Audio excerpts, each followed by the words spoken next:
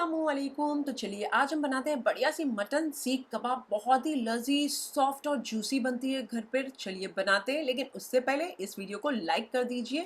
मैं यहाँ एक तोड़कर दिखा देती हूँ। ये देखिए माशाल्लाह कितनी सुपर सॉफ्ट है। तो चलिए शुरू करते हैं। ऑर्डिनरी इंग्रेडिएंट से एक्स्ट्रा ऑर्डिनरी डिश बनाते हैं आज की।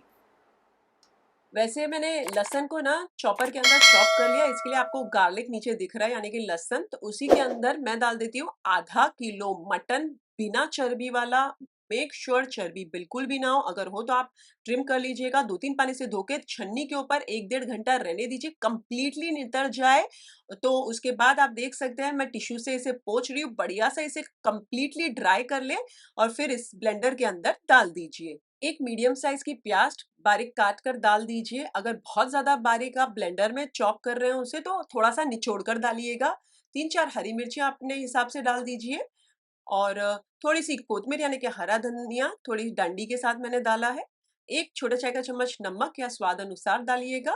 एक छोटा चाय का चम्मच भुना और पीसा जीरा पाउडर। 2 छोटी चाय के चम्मच भुना और दरदरा पीसा हुआ साबुत धनिया जो पीसते हैं हम लोग घर पर, वो।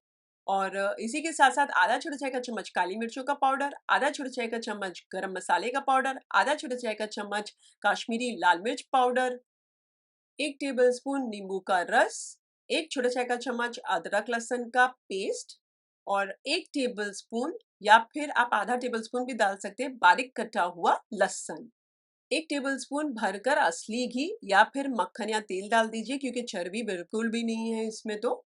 और इसी के साथ साथ आधा छोटा चाय का चम्मच चाट मसाला पाउडर। 3 ब्रेड को मैंने पानी अच्छे से साफ डालकर इसे बढ़िया सा इस तरीके से हाथों की मदद से स्मैश कर लिया और चारों ओर फैलाकर इसे भी डाल दीजिए। ढक्कन लगा दीजिए और बढ़िया सा इसे ब्लेंडर में चॉप कर लीजिए, यानी कि बढ़िया सा ब्लेंड कर लीजिए। ये देखिए ऐसे एक बड़े से बाउल में निकाल लीजिए। ये देखिए मैं आपको पहले क्लोजली दिखा देती हूँ। ये मजेदार सा हमारा बढ़िया सा हो चुका है और बढ़िया सा सॉफ्ट भी है, दरदरा नहीं, और एकदम पानी बिल्कुल भी नहीं लग रहा है। तो इसमें डाल दीजिए वाटी। वाटी के अंदर डाल दीजिए 2-3 गरम करे हुए कोयले। उसके ऊपर तेल, घी या मक्खन डालें, क्विकली ढक दें, उसे कुछ वजन रख दीजिए। और ये डूंगर से ऐसा लगेगा कि आपने अभी अभी सीख कोयले से ही निकाली है। ऐसा टेस्ट आएगा इंशाल्लाह। 6-7 मिनट के बाद इसे खोल लीजिए, कोयले को फेंक दीजिएगा, वाटी मत फेंकिएगा। और ये एकदम खुशबूदार हमारा मटन का मिक्सचर रेडी है। यहाँ पर मैंने कांडिया ली है। ये जो ग्लास था ना, कप था ना, इसमें मैंने पानी डाल के इसे रखा था 10-15 मिनट, फिर पलट कर भी 10-15 मिनट रखा और उसे फिर निकाल लिया। वो तेल है। अब यहाँ पर मैं पहले तो पोर्शंस कर लेती हूँ, इक्वली डिवाइड कर लेती हूँ। तो तकरीबन मैंने यहाँ किए हैं, समझिए ना, 12-13 डिविजन्स। हाथों को ग्रीस कीजिए तेल से, एक पोर्शन लीजिए और उसे ये कांडी के ऊपर इस तरीके से लगाएं। फैलाकर लगा दीजिए बिस्मिल्लाहिर्रहमानिर्रहीम बोलकर, और हाथों के मार्क्स इस कदर दे दीजिए और ये बन गया आपका। एक साइड पर रख दीजिए सीख, और इसी तरीके से सारी सीख लगा दीजिए। हमारे पास तो सीख है नहीं। सीख वो डंडी को कहते हैं। अगर आपके पास सीख है यानी कि वो डंडियां हैं, तो उसमें लगा दीजिएगा। चलिए एक एक करके मैं सारे बना बना कर साइड पर रखते जा रही हूँ, और ऐसे जब सारे बन जाए तो आप इन्हें आधे घंटे के लिए फ्रिज में रख दीजिएगा। चलिए मैंने सारी बना ली है, तो आधे घंटे के लिए इसे मैं फ्रिज में रख देती हूँ। एक के ऊपर एक नहीं रखिएगा, साइड पर ही रखिएगा, एक के बराबर में एक रखिएगा। और वैसे आप कौन से देश और कौन से शहर से मेरे साथ कमेंट सेक्शन में जरूर शेयर कीजिएगा, मुझे जानना बहुत अच्छा लगता है। एक फ्राई पैन को गरम कर लीजिए, उसके अंदर डाल दीजिए 2-3 टेबलस्पून जितना मक्खन यानी कि बटर, थोड़ा सा तेल डाल देती हूँ जो बचा हुआ साइड पर रखा था। अब इसे बढ़िया सा गरम हो जाने दीजिए। ये हमारी सीख मैंने बाहर निकाल ली है। बढ़िया सा गरम हो जाए तो एक एक करके सीख इसके ऊपर डाल दीजिए और इसे आधे 1 मिनट तक फ्राई होने दीजिए। आधा 1 मिनट हो जाए तो पलट दीजिए, पलट कर भी फ्राई कीजिए आधा 1 मिनट तक, और फिर चूल्हे को कर दीजिए मीडियम आंच और उलट पलट करते हुए हमारी सीख को तकरीबन 8 मिनट तक पका लीजिए। तकरीबन चिकन की सीख होती है तो 4-5 मिनट में हो जाती है। मैं यहाँ 7 से 8 मिनट रख रही हूँ, सो दैट हमारी जो मटन है वो पूरी तरीके से गल जाएगा। इसमें कोई मीट टेंडराइजर डालने की जरूरत नहीं है। जैसे आपने देखा मैंने बिल्कुल भी नहीं डाला और जरूरत लगती भी नहीं है। बढ़िया सा गल जाएगी। 7 से 8 मिनट रखिएगा।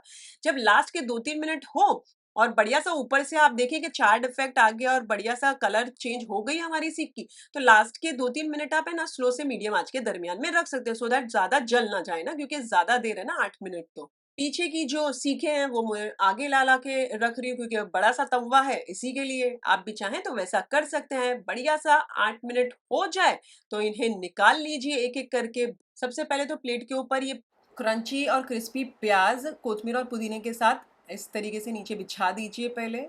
थोड़ी-सी बिछाइएगा, साइड पर मैंने थोड़ी रखी है प्याज। अब बिस्मिल्लाहिर्रहमानिर्रहीम बोलकर हमारी जो सीख है वो सारी लगा दीजिए इसके ऊपर। अच्छा हाँ, जिसमें आपने फ्राई किया था ऊपर से वो जो मक्खन है वो पूरा ड्रिज़ल कर दीजिए तो बढ़िया सा सीख एकदम मज़ेदार सी दिखेगी भी। और उसके ऊपर थोड़ा-सा कोतमीर यानी कि हरा धनिया डालें और हरी चटनी के साथ और प्याज के साथ सर्व कीजिए। मैं आपको एक तोड़कर दिखा देती हूँ। सबसे पहले तो सीख देख लीजिए माशाल्लाह। और ये देखिए बिस्मिल्लाहिर्रहमानिर्रहीम, क्या मस्त सॉफ्ट सीख बनी है ना मज़ेदार? तो इसी बात पे एक लाइक कर दीजिए इस वाले वीडियो को। ये बन गई मज़ेदार सी सुपर सॉफ्ट मटन सीख कबाब। प्याज और हरी चटनी के साथ सर्व कीजिए, पराठे के साथ सर्व कीजिए या रोटी के साथ या एज इट इज़ लगाकर खा लीजिए। अच्छा, 1-2 पॉइंट शेयर करनी थी। सबसे पहले तो स्पाइस अपने स्वाद अनुसार डालिएगा कबाबों में। हरी मिर्चियाँ आपको ज़्यादा डालनी है तो आप डाल सकते हैं, मैं थोड़ा कम ही डालती हूँ, ज़्यादा स्पाइस नहीं रखती हूँ। अच्छा, दूसरी बात ये है, अगर आप ये जो मटन पीस रहे हैं उसे दरदरा पीसिएगा ना तो 7 से 8 मिनट लगेगी फ्राइंग के लिए हमारे ये सीख कबाब को। लेकिन अगर आप दरदरा नहीं और एकदम फाइन बना रहे हैं आपके ये मटन के पीसेस को, तो इसमें तकरीबन 4 से 5 मिनट में तो मटन के कबाबें गल जाएंगी। अगर लहसुन बारीक कटा हुआ पीसने में नहीं डालना चाहते तो आप स्किप कर दीजिएगा, बाकी का प्रोसीजर वही रहेगा। अच्छा, एक लाइक कर दीजिए इस वाले वीडियो को, अपने फैमिली और फ्रेंड्स में फॉरवर्ड कीजिए इस वाले वीडियो के लिंक, और अगर आप बनाएं तो कमेंट सेक्शन में ज़रूर शेयर कीजिएगा। मुझे आपके कमेंट्स पढ़ने बहुत अच्छे लगते हैं, इनफैक्ट वही मुझे मोटिवेट करते हैं ऐसी बढ़िया रेसिपीज़ बनाने के लिए। टेक केयर, अल्लाह हाफिज़, बाय बाय, एंजॉय।